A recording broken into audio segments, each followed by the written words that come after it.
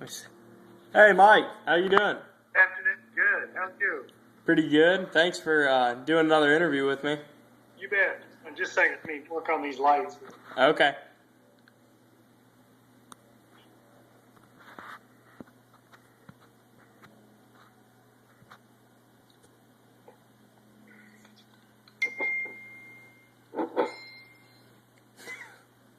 All sorts of notifications. Oh, yeah, stuff clicking in. Yeah, I may get the slight interruption when the exterminator comes. That's our quarterly bug. Okay. Just you can just exit out or something. Don't worry about it. Okay. So first question: what kind of foreign direct investment was Frito-Lay's involved with while you were working?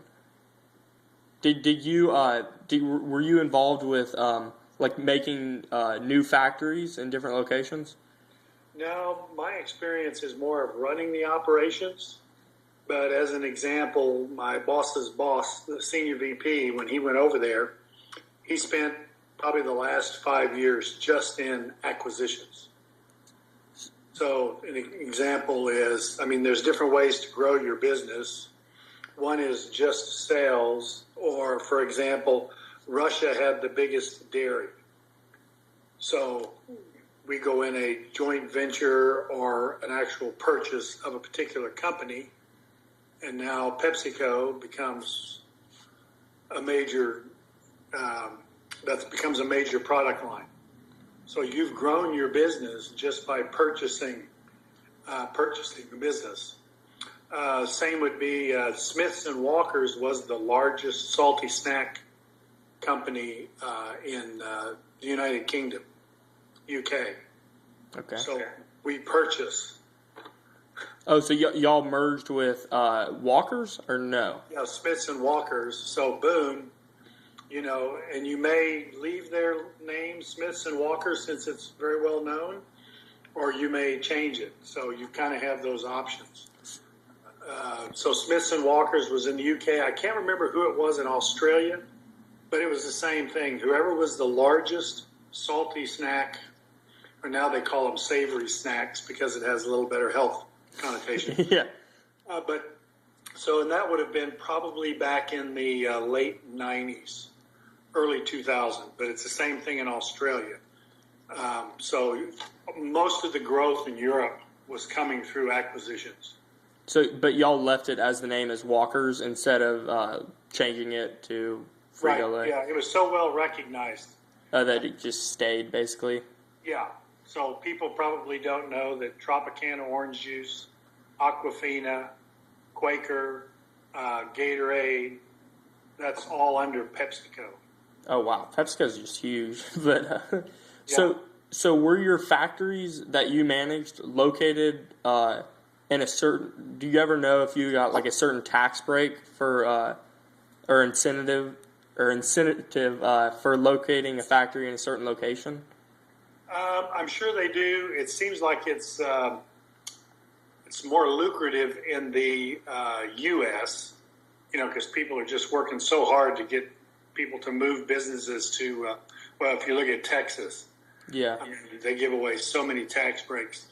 But a lot of times we would buy the factory in Europe, which was more about a brand, high quality, well-known, already had the distribution in place.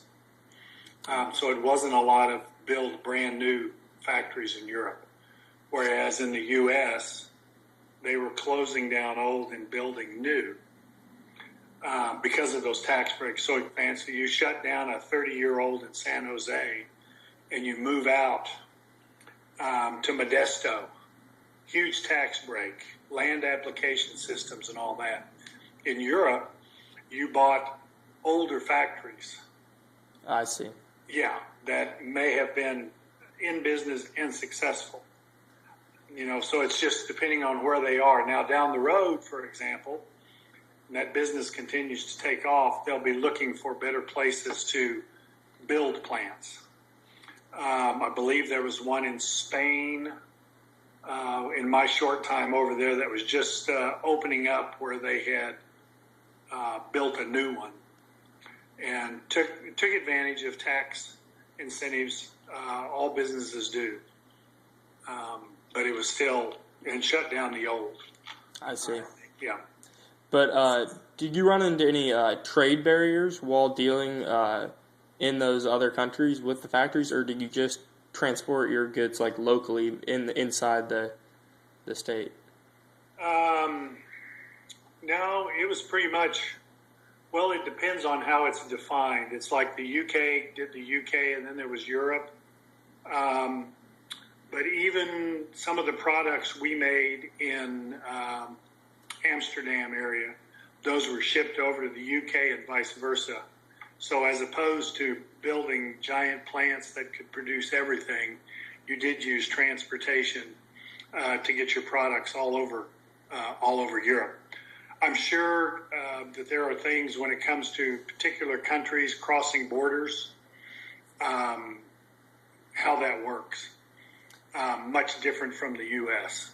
in terms of taxes and implications that you have to pay to do that. But was the European Union what kind of structured the way y'all did business, or did that not have much of a play in it? It did in those particular countries. So all of the France, Spain, the Netherlands, Greece, all of that, everything that was under the euro was kind of one way to do business. Russia was not. Yeah. So that was completely different. And depending on how well developed they were, I'm sure that when you go to Russia, there had to be money under the table, just like the early years in Mexico and Venezuela and stuff like that. That part of how they do business is, this money goes here and this money goes to this pot, or you don't do business.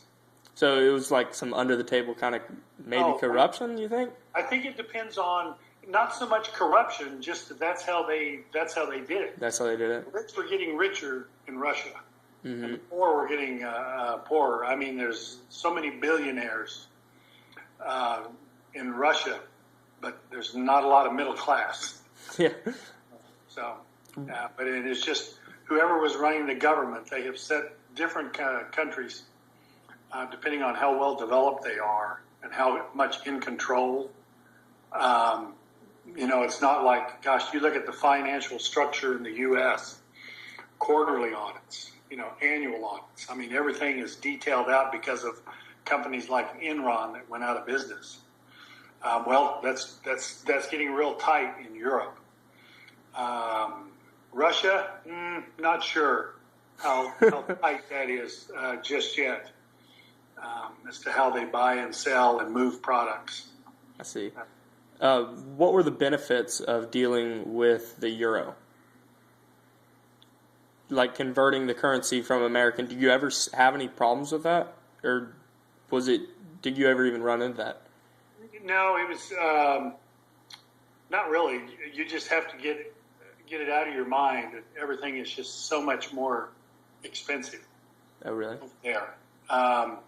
The cost of living and the cost of doing business is just more expensive. It challenges the profit picture a little bit more for companies like PepsiCo. But when your growth rate is so high, and you take a business model for a not so well run company in, let's say, Russia, and then you put PepsiCo's marketing teams and finance teams together, they'll make it more profitable very, very quickly. But it's just more expensive. I can remember even just filling up my car and always thinking that when gas was high, that this would be $55 in the U.S. and it was closer to the equivalent of $100. Oh my gosh! Fill the car up, and that's why there are so many just little tiny cars. You never hardly see Suburbans, SUVs. Because it's just not cost effective? No, not at all. Yeah, and no place to park. All right, and then what were the taxes like? Did you ever experience any different taxes that you would see in the U.S.? Were they more severe? Yeah, the whole taxing thing is much more severe. I mean, even on the personal level, my staff, which would be like somebody that ran finance and production and quality control and engineering, I mean, the tax rate for personal was 52% in the Netherlands. Wow. So that's off the top. You know, now they talk about your education's all paid for, your health and insurance is all paid for, but the taxes are just so much higher. And I'm sure that the finance guys find ways in terms of purchasing businesses to try to drive that, down, but much higher in Europe, much more demanding. All right. And so in Russia, you used, what is it, the rupee? The rupees, yeah, those were still, I think I still have some. When I met my daughter in St. Petersburg, she was traveling the world when she got out of A&M, 4-month sabbatical that she and a girlfriend did. So I met them. But, yeah, so it was a struggle to try to figure out the money. But y'all had a factory in Russia as well? Yeah. Yeah, there was one, I still remember a meeting I went to where they had, they were expanding a factory in Russia, big-time expansion. And there were not enough people to run it. But to do business there, this kind of gets back to your earlier question. To do business there, we had to hire buses and taxis, and you had to pay to get people to work and get them home. Wow. I mean, and that was just part of doing business. It was kind of like, let's spread the money around. So we're going to let you have this plant and this expansion, but if you have to have these additional workers, you have to pay to bring them in and back. And you just did it. So you paid their transportation to and from work every day. Oh, wow. So that helps some Yeah. other people get some money. For sure. Yeah. But besides that, I don't really have anything else for you. That just pretty much answered this up this time. Okay. Thank you so much. Yeah. Again. If you get a few of those questions where it's, nobody can kind of find an answer, if you'll shoot them to me early, some of the finance stuff and stuff like that, I'll try to get a better answer for you from maybe a finance contact. Sure. Thank you so much. That's my fault. Next time I'll send you some of these questions before. Okay. Great. Thank you so much. All right.